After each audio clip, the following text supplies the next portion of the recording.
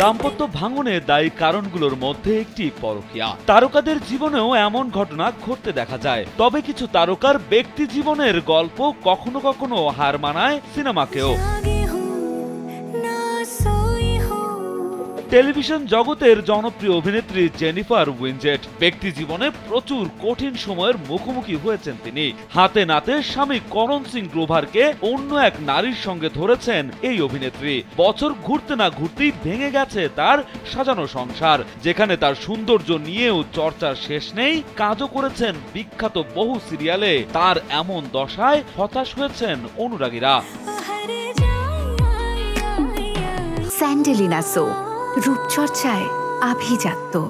খুব অল্প বয়সেই নিজের সহকর্মী করণ সিং গ্রোভারের সঙ্গে গাঁটছড়া বাঁধেন জেনিফার। সাজানো সংসারে সুখের আলো ছড়াতে পারেনি খুব বেশি দিন। মাত্র 10 মাসের সংসার গুটিয়ে নিয়ে আলাদা হয়ে যায় দুজন। অভিনেত্রী তার এক বান্ধবীর সঙ্গে করণকে হাতে নাতে ধরে ফেলেন। এরপর নিজেকে নিয়ন্ত্রণ করতে না পেরে সবার সামনে করণকে চড় মারেন। তারপরেই হয় বিচ্ছেদ। এত কিছু হয়ে গেলেও করণ বা জেনিফার কেউই মুখ খোলেননি।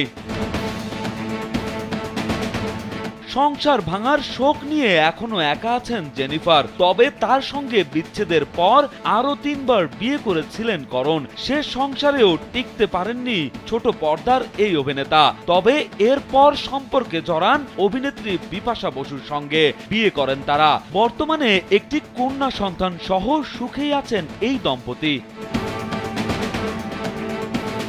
রাজু আহমেদ, কালবেলা।